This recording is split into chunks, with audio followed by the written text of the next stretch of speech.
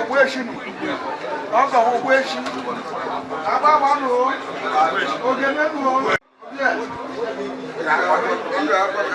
Yangonye bunja. Obaja.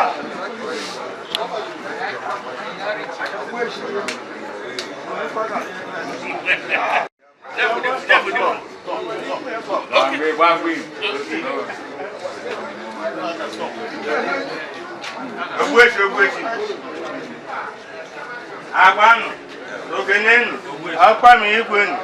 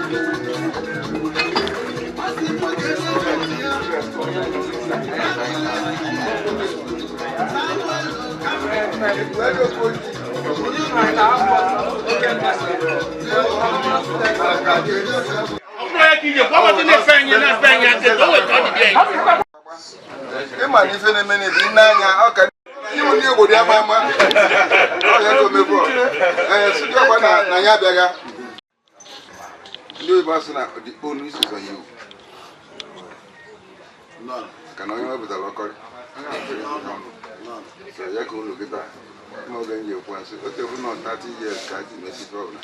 Only thing I think I check. What you can do about it? Have you? Not enough to call him. Probably I find you for. If I want to be 50 times, I want when you hold away. That's why you gazing. Someone needs it. I want him. I got public. Eh? I got public. When you don't know what's one. Oh, this is How do you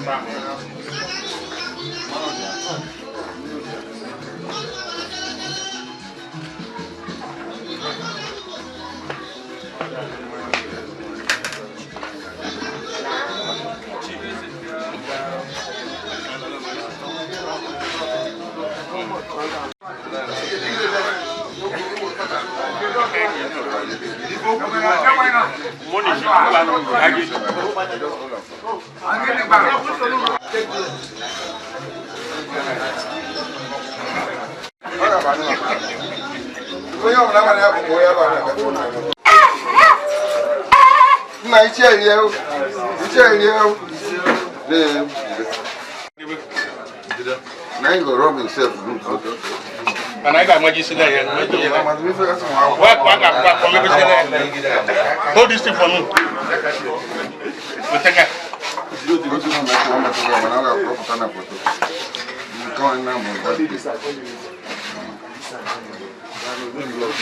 So we keep it at the main.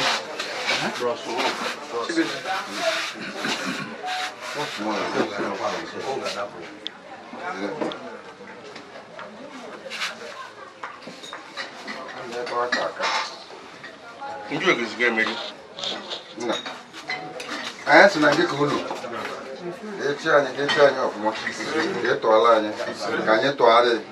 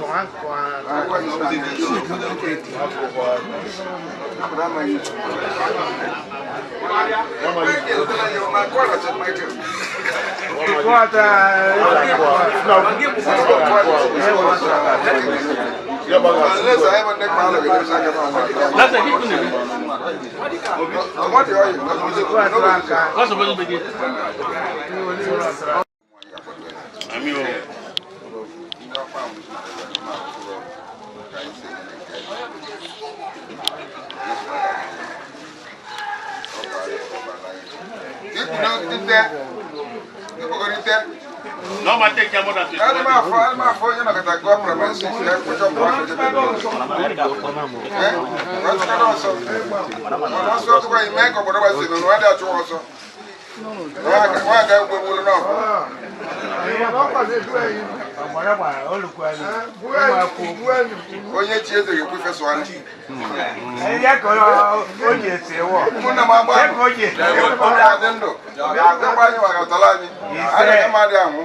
Jesus' mighty name.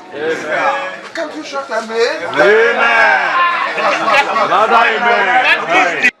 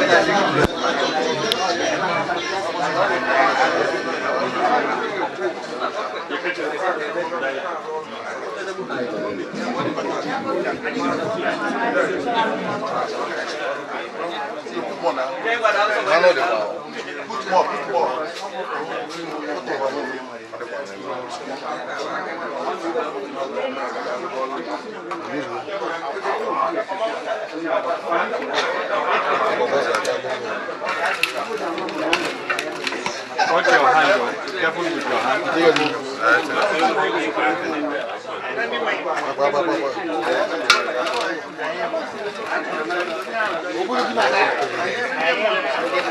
Be careful with your hand, though.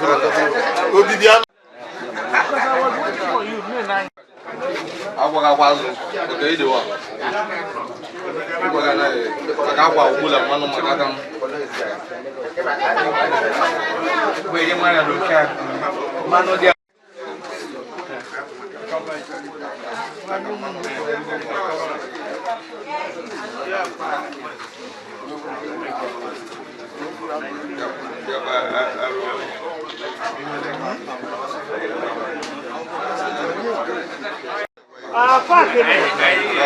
You got fuck. Okay, we did it. No, I'm not yet.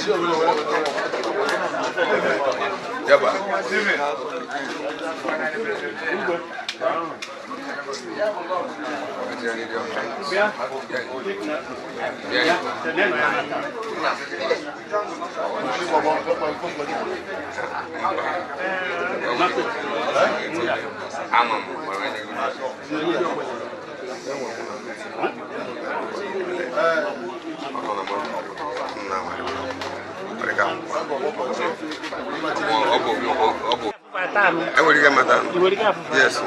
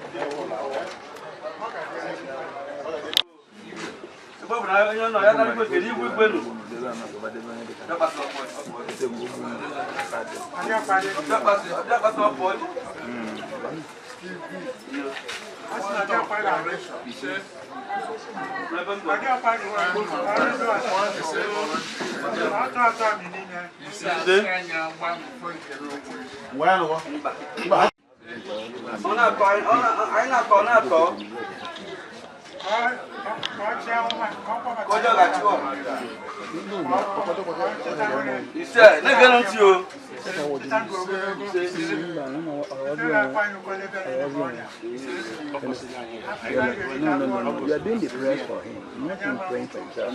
That's where I see it.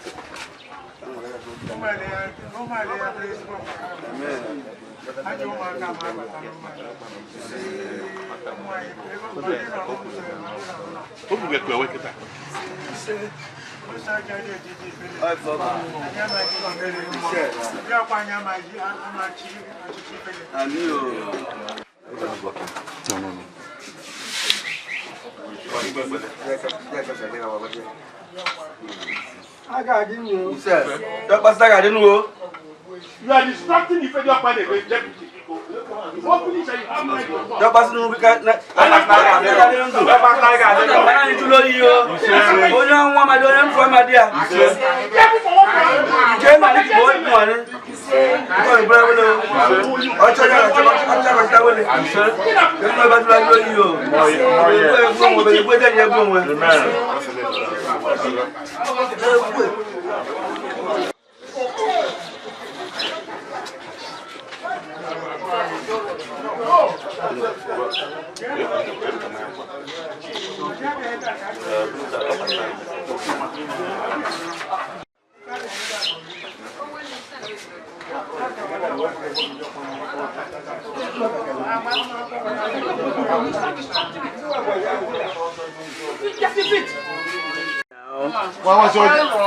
Calm down. Time for everything now.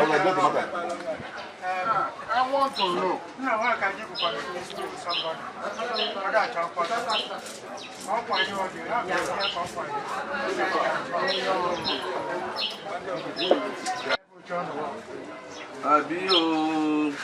onye m na-ekpe ekpere ka o meruo na-ebe oche na ebe oche ote aka mmadụ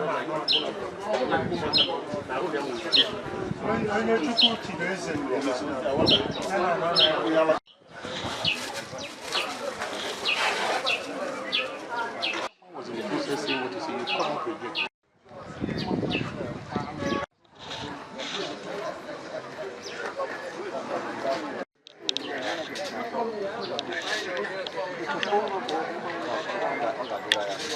Capture your face well. Come this side, come this side. Now, Joko, now sit down.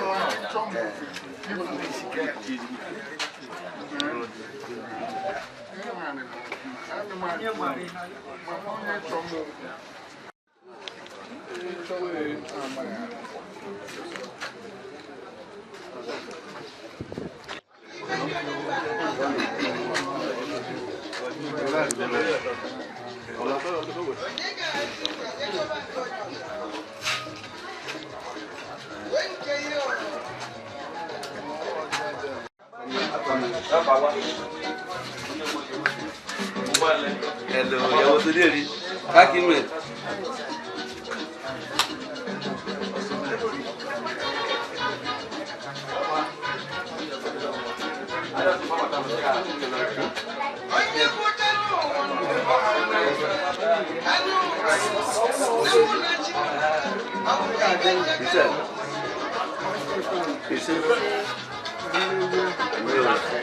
Drop pasta, kago na mmanya o. Kago na mmanya o.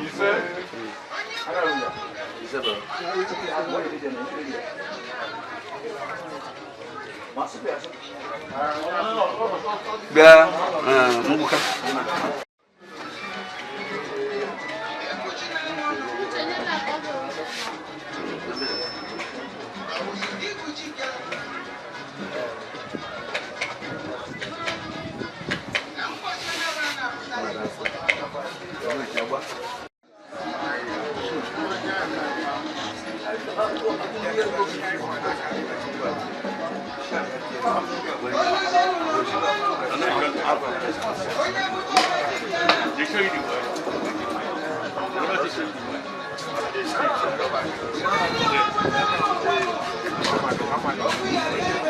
Don't come now. I said, you say your clock anyway. Okay.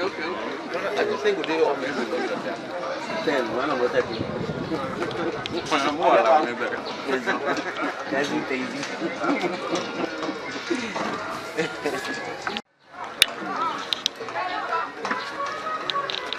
Yaro.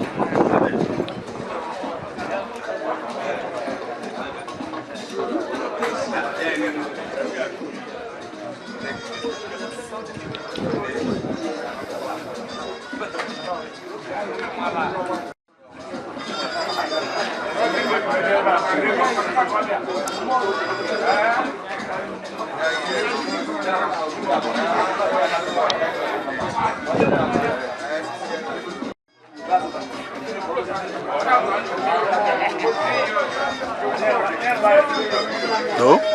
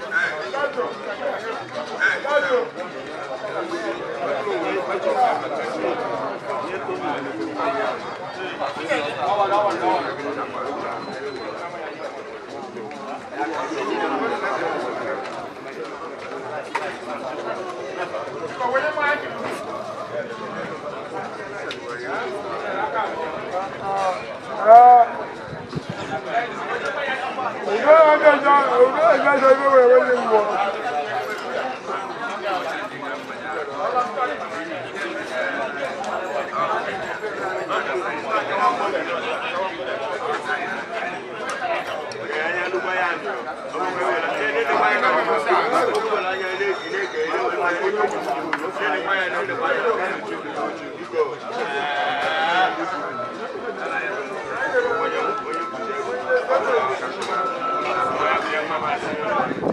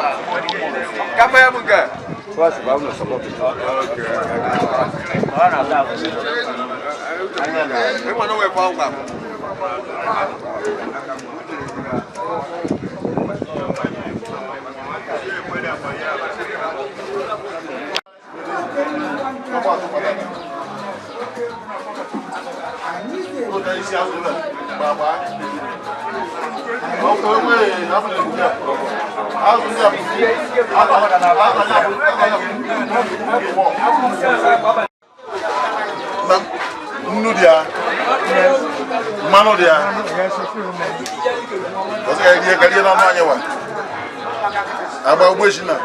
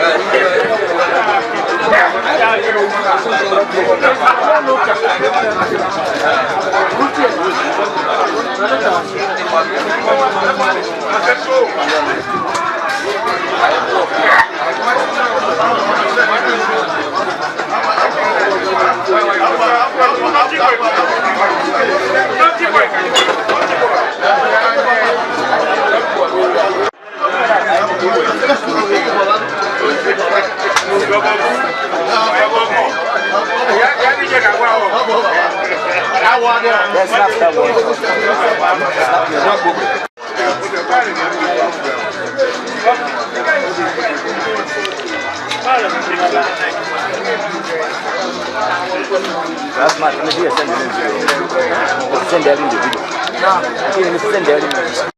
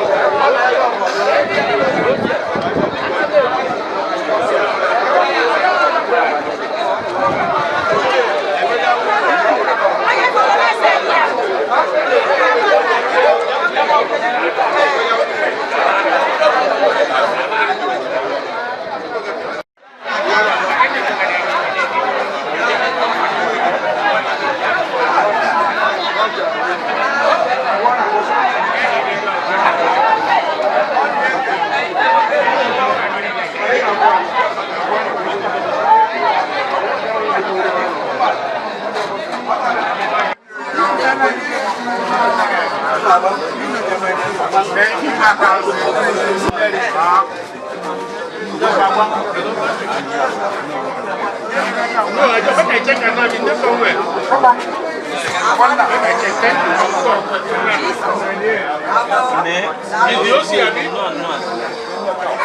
OC Human Rights. Okay, I will call him.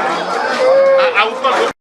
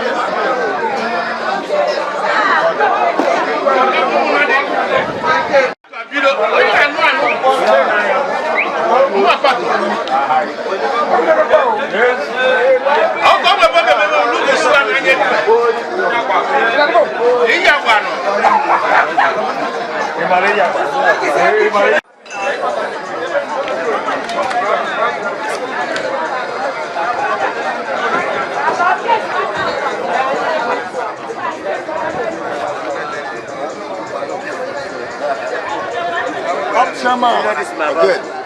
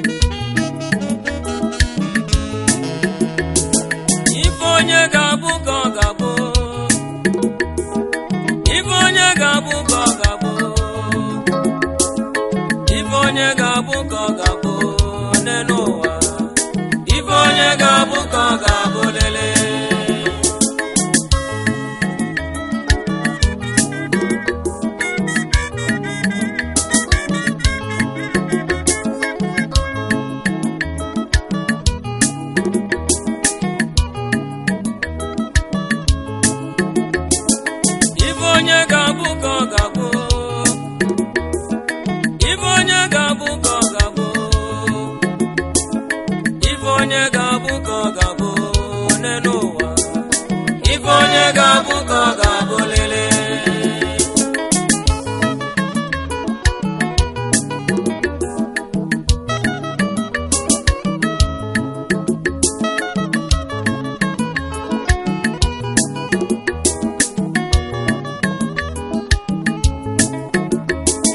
tụsole n'ụwa ya na-ebisi o ebili mmiri tụsie n'ụwa ị ga-ezu ulike o mbọsị Chukwu kelu mmadụ ka o kele ife ọ ga-abụ n'ụwa ife onye ga-abụ ka ọ ga-abụ lele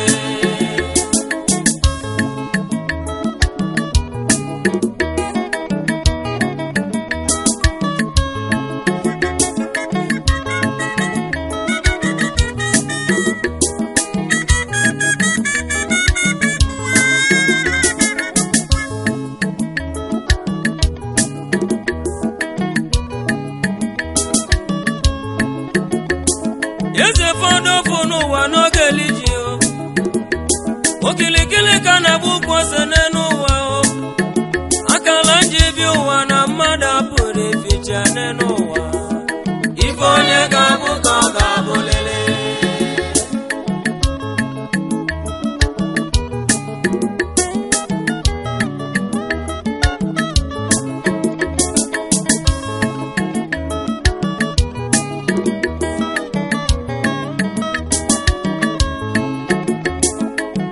ego mụ na waka anyanwụ adagbo kene n'ụwa ọ na-awala onye mma wala onye njọ n'ọkụ ụzọ na-enwe ilo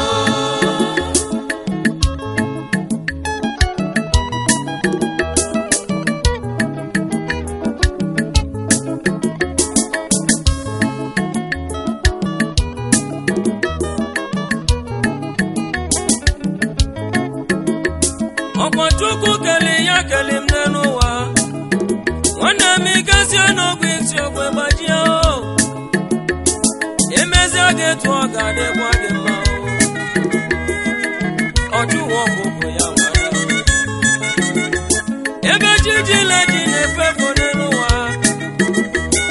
imenụ mana n'ọbụ na nkịtị o akala njibi ụwa na mmadụ apụrụ eficha n'ụwa onye ga-abụ ka ọ ga-abụ lele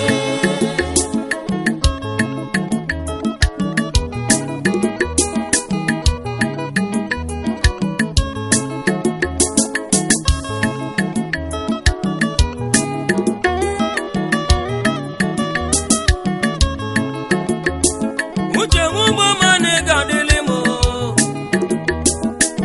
anya ewe iwe nụrụ n'aba ọdụ onwe onye ọkọ ka nna gbogbo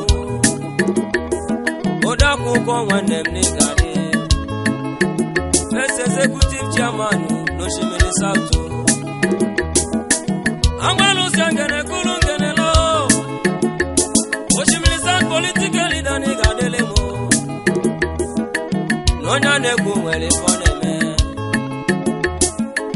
aga m ekwu na ya dịbịa n'ụwa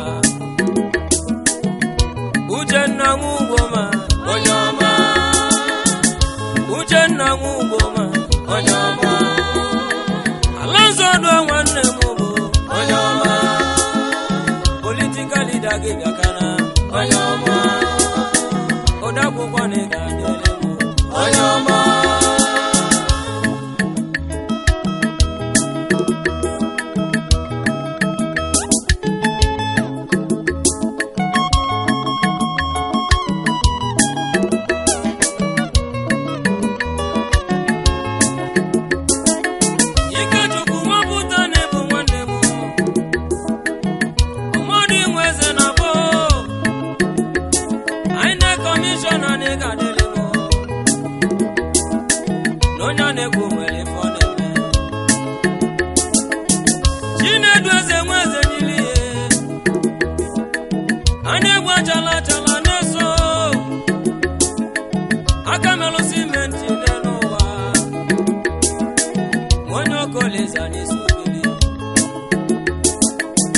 Nathaniel onwe ya sele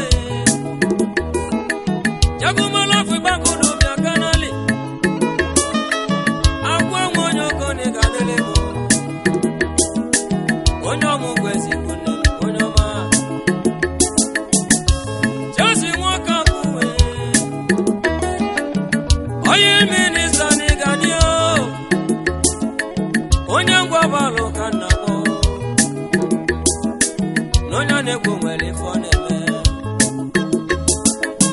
sole n'ụwa ha mebe asị m ife onye ga-abụ ka ọ ga-abụ lele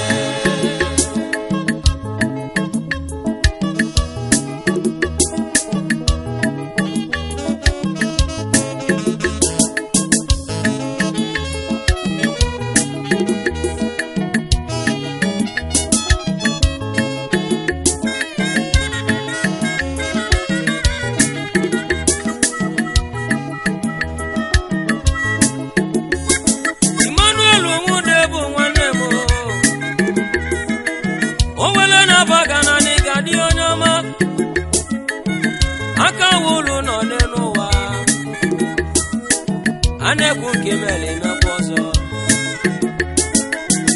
osita nweze nwa bịali nna nyelugo na baga na onye ọma onye akwụkwọ nwanne m na-egadi odele magede ọzọ nwanne m onye ọma onye ọzọ gị n'ụwa n'osodokwu nna nyelugo na baga na onye ọma ezi nwanje jemba nega delemo mosinke nwanne no yegana Manuel nwali saka na bolio okosisi na bagana nega dio omunwonya tane nega dio na bagana kana boge okosisi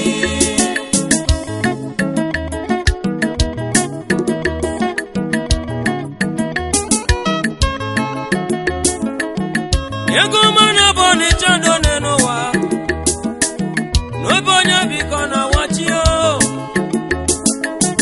onye bụ chinwe ịbazụ n'ịga n'elimo youngest son kanna mo barista nwe ịbazụ n'isobili n'elu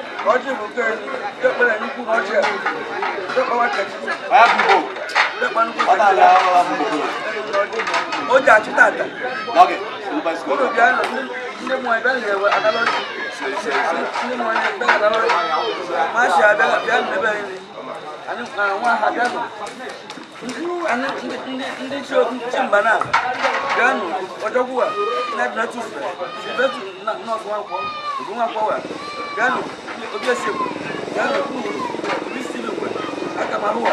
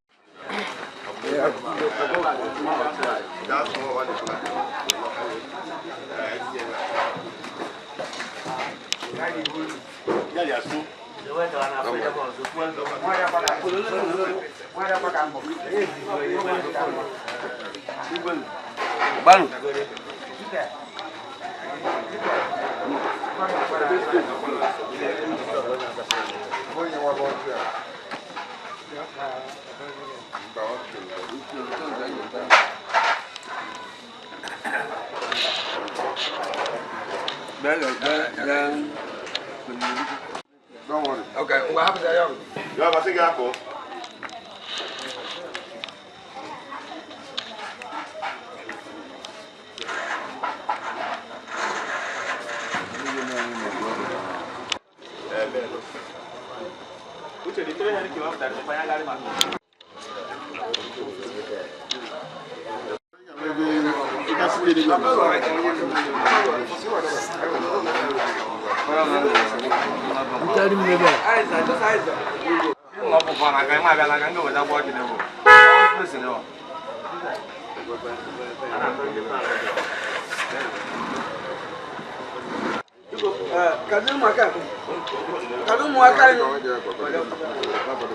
What this?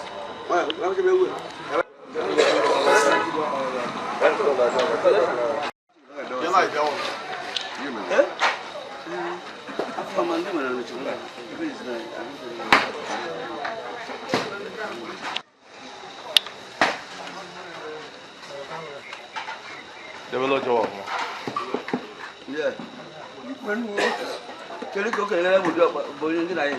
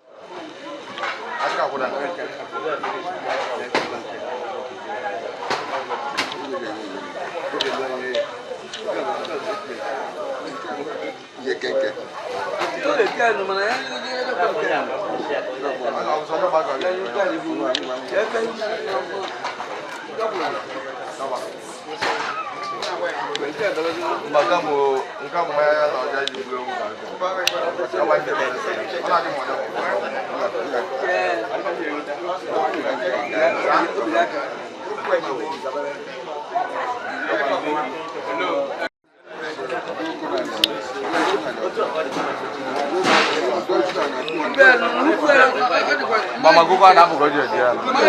Ela kan dia ni. Ma di kashi. Ema to wala.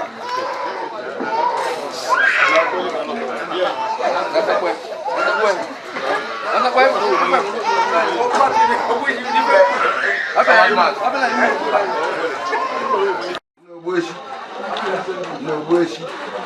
Agba. Ụmụnna m agba nụ anyị asị na UMUMALE ncha ka ọ nọ n'ụzọ ka ọ nọ n'ọcha si na nge ụdị ọkpa isi UMUMALE. In fact, one of the indigenous ones, because ndị bụ onye nọ n'ụlọ decades ndị ọ na-esi olu oyibo anata mana nke after Ogbueshi nke ka afụ debe na ịbụ an indigenous DIOKPA abịa n'isi anya abịa sị na nke ka olu n'isi anya abịa sị na nke ka olu maka UMUMALE sokwa okike ka ọkpa mchezuo na ọsị na nke ka olu ga-abụ DIOKPA isi UMUMALE ga-achị anyị ga-amụ anyị ka nwata ka oke like I be the war. Ya dia. Só passa na hora que eu der. Bem, não sei. Checa.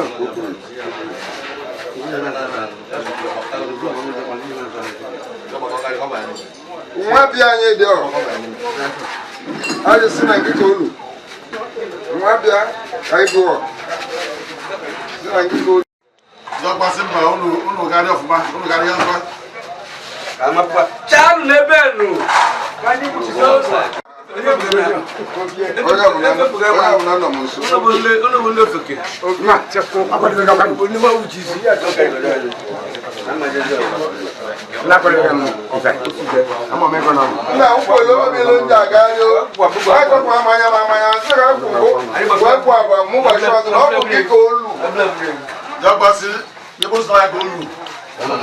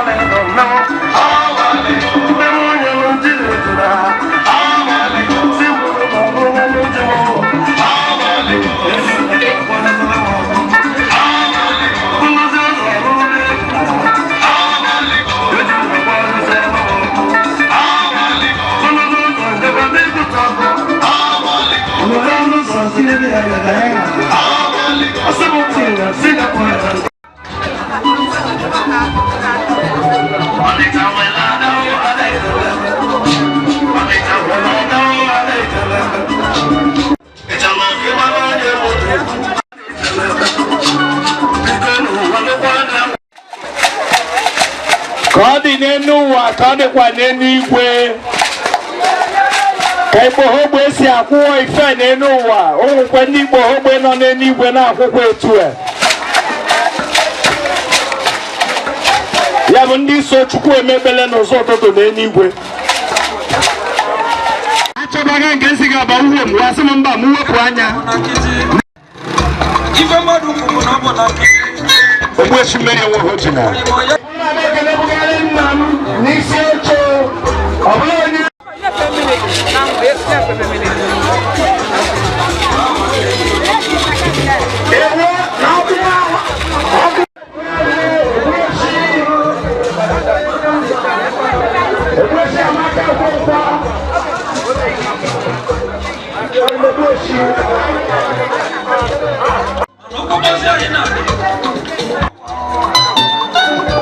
UMUMALE elders.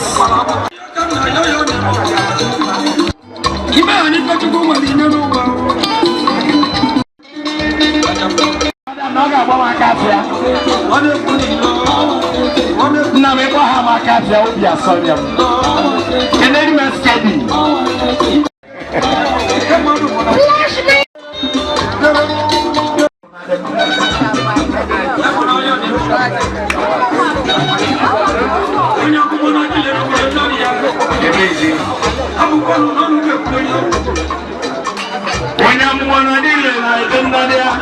Ogbueshi former. Let's see.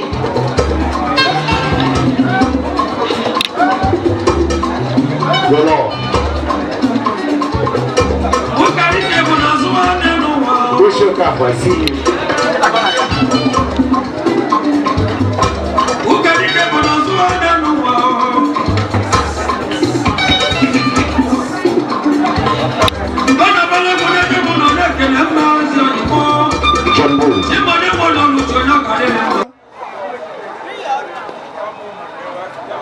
DJ Vige Tirizia de Ketabo, and my figure made him tell you and do not home. Abu Humble so my ego back by Tipobu. And I know that you get. When you come on the put each other, you know, go to the when you tell me you're sitting up at the Blue God, you and not when you have got him and touch. Because I go to the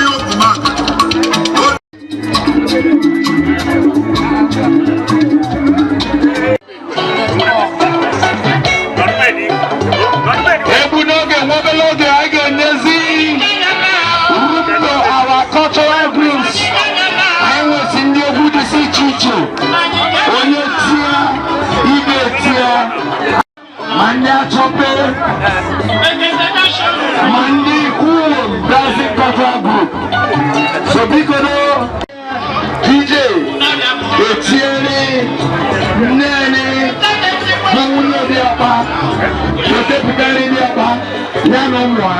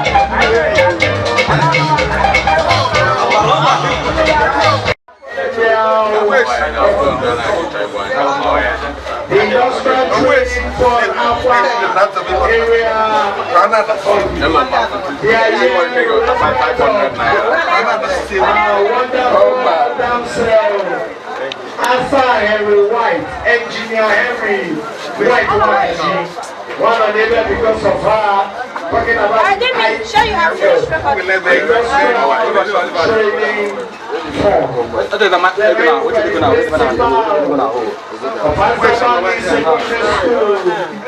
Mrs.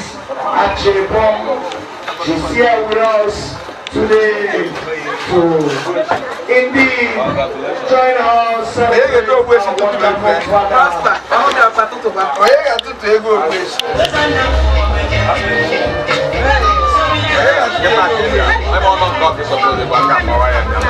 I'll slap you now. Am I selling water?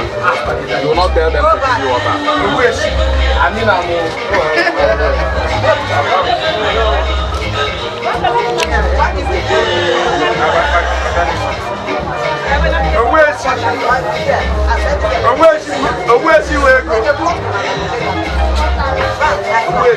you get all of them. Why do all of you come up for you? Listen.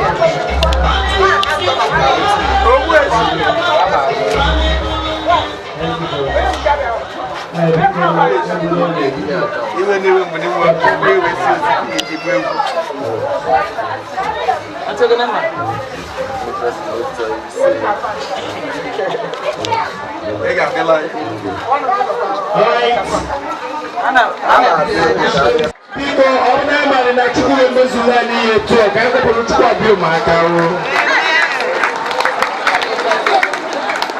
Even again, I introduce them different groups, but we'll still take it properly again. Then we'll take the opening prayer / prayer.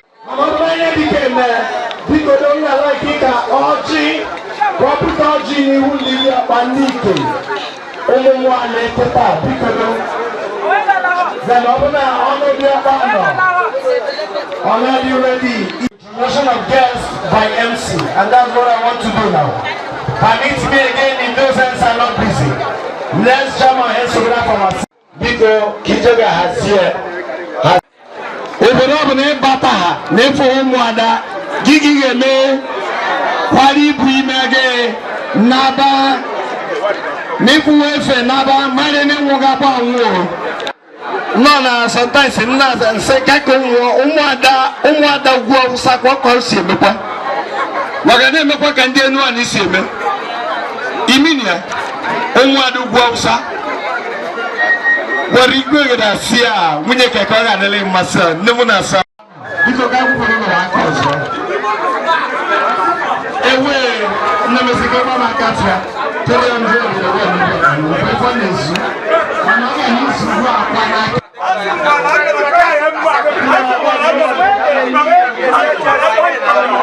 Todo ama repeat izi onwe m. Were ịnụ ọjị wege n'ihu ndị ike UMUMALE. Bikodo wegano ọjị n'ebo. Biko introduce here were microphone that one. In the person of Obi Adimabua Osili JP. Obiago.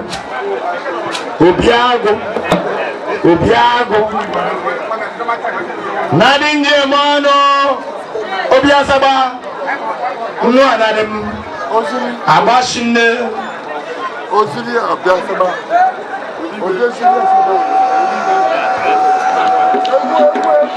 Obiadimabua Osili. Madam Chukwugosi. Obiago.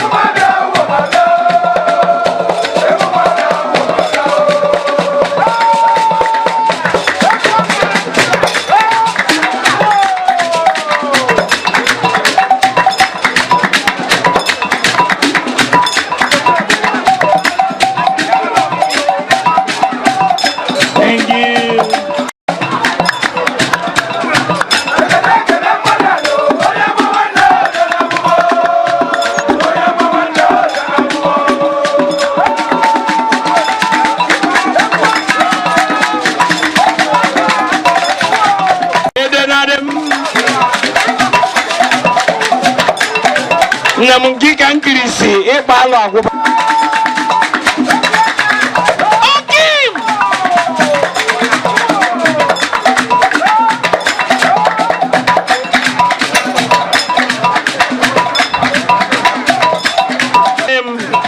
Muwetariwa Mike, Manabikodo, Ndegwuwom.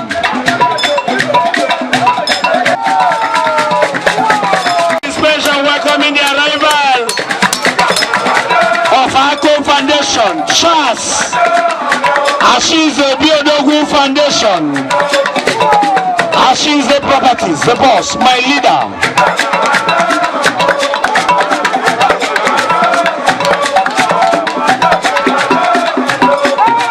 Ashize Melora, Nade Munjemano, Efamadele.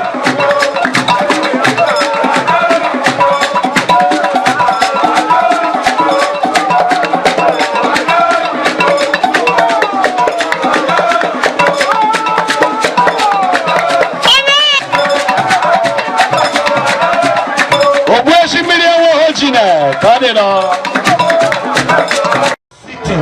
Our elders, our fathers, Ogbueshi no. Obigwe, Nadinje Mano, Yabobi, Ademabua, Osiri, Asaba of OKPANAM Kingdom. I now say Nigeria, Nasenanane, Ogbueshi, John, Anukwu Nwakaji, Nayako. Ina wala nyoji, ija anabata anyị bụ ụmụ ya. Ihe uche bara anyị tata. Na ọchịchị uche bara tata ga-welite anyị ncha. Welite OKPANAM, udo abịa. Anyị na-asị na ahụ echebe anyị udo dị n'UMUMALE. Udo dị azụ n'OKPANAM. Maka na esi ile mgbochi na mgbe nwa ka ya bibe aja n'mmeri. Ife na-ebute nsogbu bụ ntọ ma n'eziokwu na ozugbo. Anyị na-arịọ Chukwu ka o debe ya ndụ. Ka anyị na-ajụ ụjọ iwe eziokwu. Ka efe ezi na nwata ka nna m oria ndụ. Ya bụ ekele anyị na-ekpe tata. Ị ga-achọ mkpa ka nsogbu n'izizi na alaka amaghị anwụ. Ndị oge a na-ekele ndị ọkpa ndị nọ n'ebe si na ka ọ dịkwa aja bịa bụ a ga-eji ya. N'ịgbawa ga-eri eri n'ịgbawa ahụ ga-anwụa. N'ụmụ onye ga-epụta mkpọtụ n'ebe na ndị onye ọbụla ga-epụta n'ebe bụ ndị onye ga-epụta. Ya bụ ndị isi ndị ọkpa na ndị OMUMALE ozi. Nna ọ ga-adịrị mma. Nna ọ ga-adịrị mma. Nna ọ ga-adịrị mma. Ọ ga-adị achịrị anyị mma. Na-agba.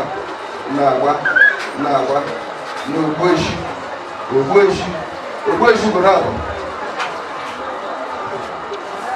Comrades, you are lucky to see your dad, your mom. You must be clever enough to learn from them too. Please, you were sent to school to learn. You are not sent to school to do what is negative, but what is positive that will give you a nice mark. So OKPANAM in general, I na-ekwu na ọchịchị nna anyị wajirụta n'udo na bụrụ na-eseba n'ofe ka o si apụta ahụ. Ọ ga-adịrị onye ọbụla mma ahụ.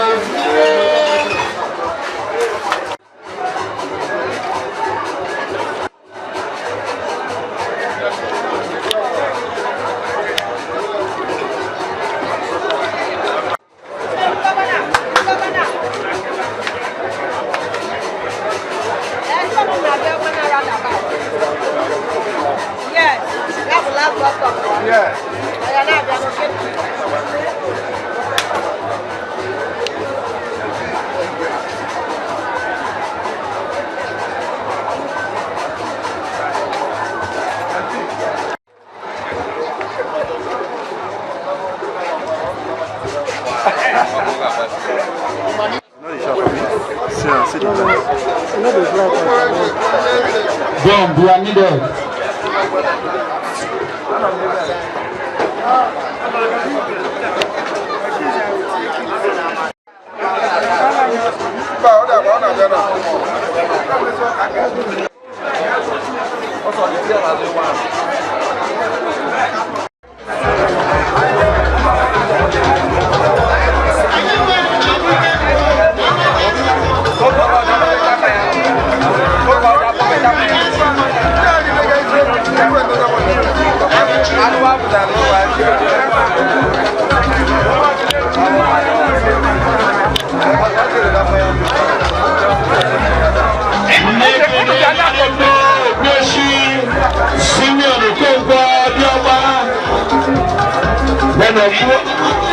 Ogbueshi,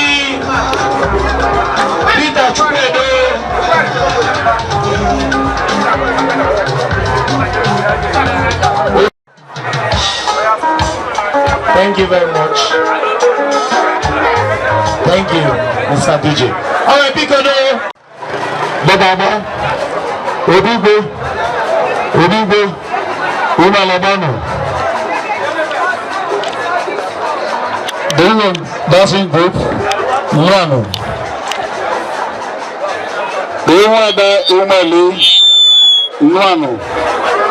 The UMUMALE Nwanu. DIOKPA sisters and brothers from Asaba, Isela Asaba, and other communities.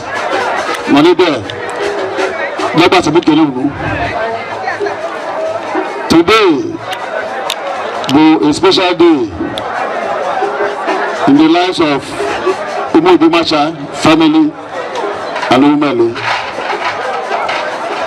DIOKPA is very happy to have all of us here. As I've come to rejoice with him, I'm going straight to his message.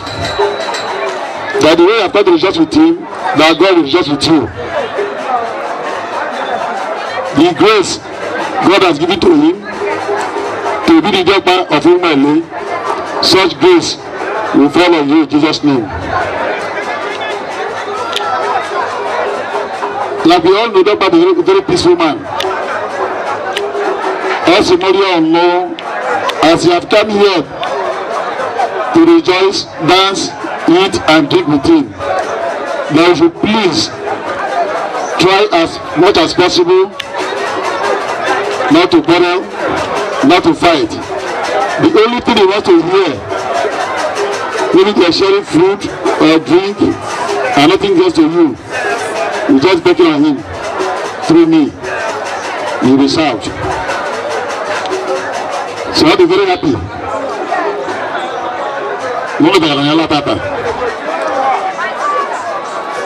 Na tata bụ ụbọchị anwụrụ ụbọchị iri na Chukwu na debe ndụ today to be the DIOKPA of UMUMALE. Na that's it Chukwu na debe ndụ chak unu chabe DIOKPA bụ ofere unu. Ndị egwu anyị uwe DIOKPA sitere n'ushinne.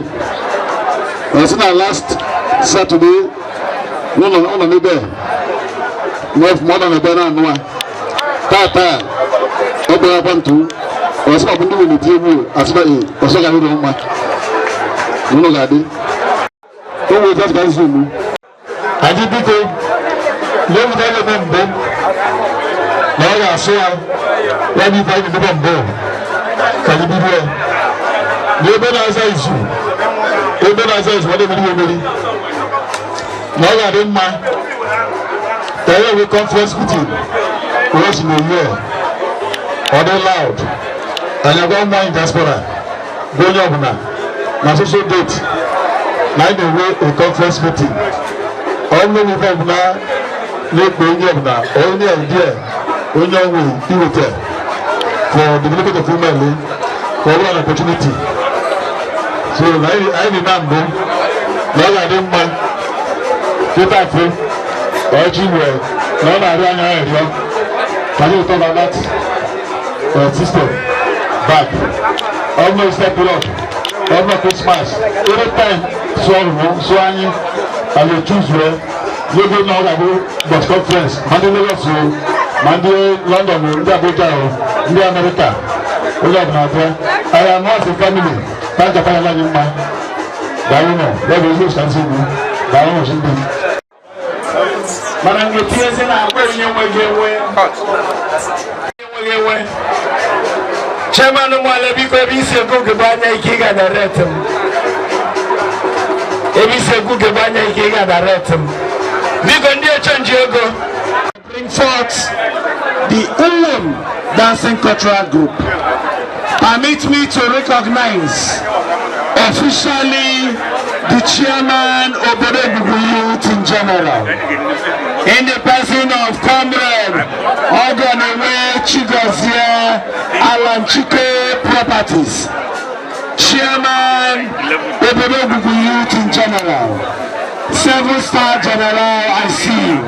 Nani Ogene, honorable with all his executives, my vice honorable Stephen Ojoyi, you are well recognized. God bless you indeed. Please, UM Dancing Cultural Group, it's time for you to perform. Thank you.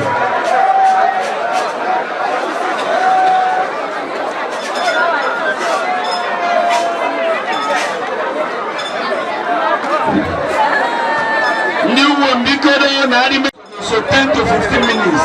We need to see you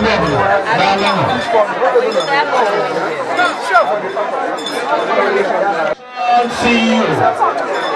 God bless you indeed, excellent artist.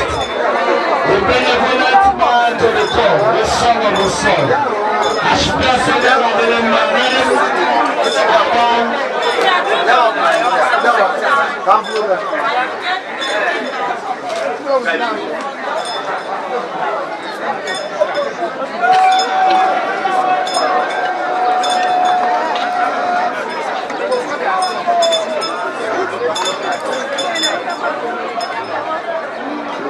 This is rice.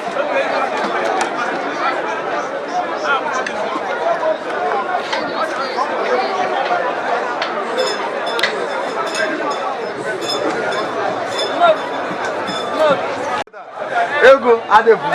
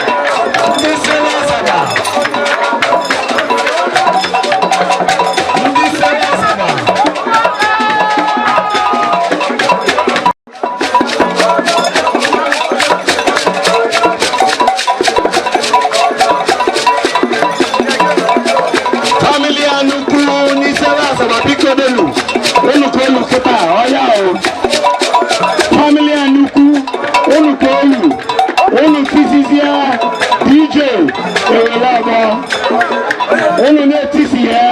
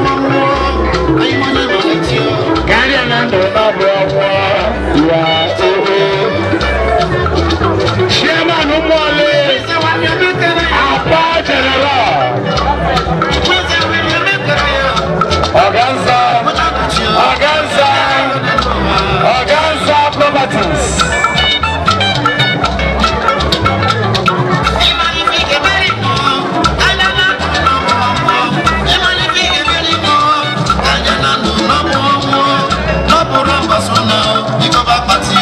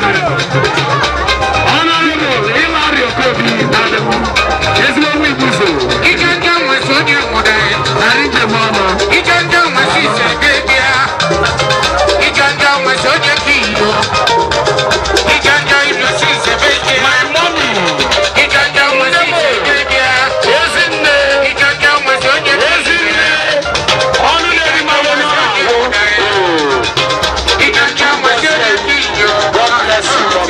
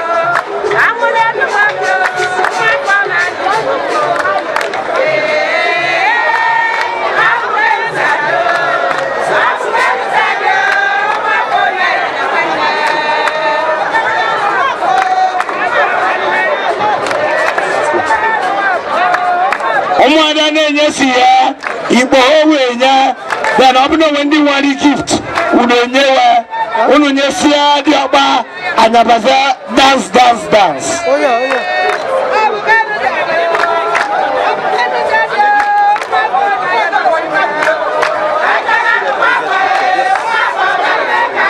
What is it? If you have me bring back.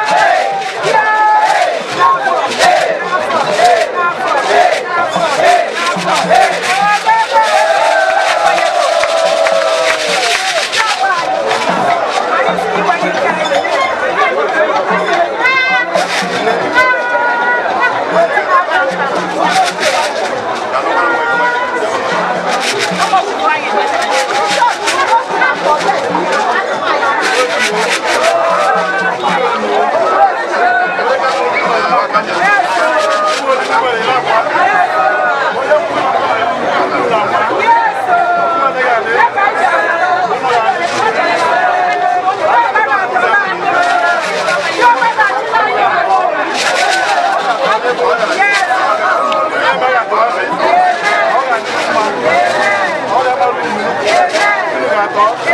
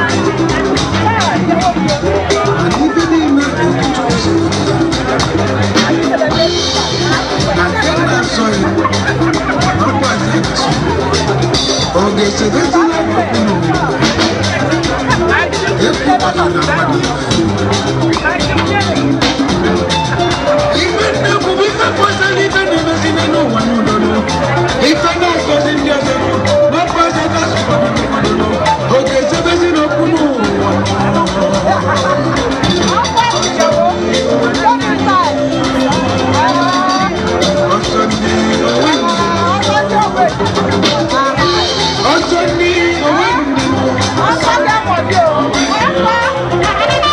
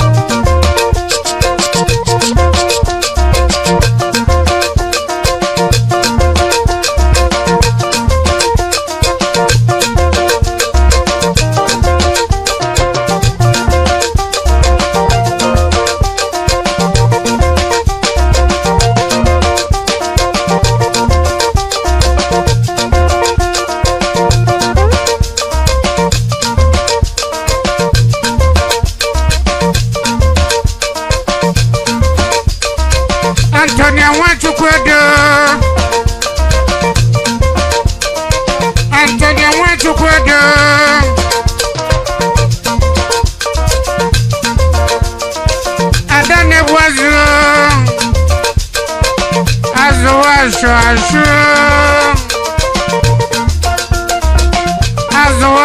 agwa akwasi azu netete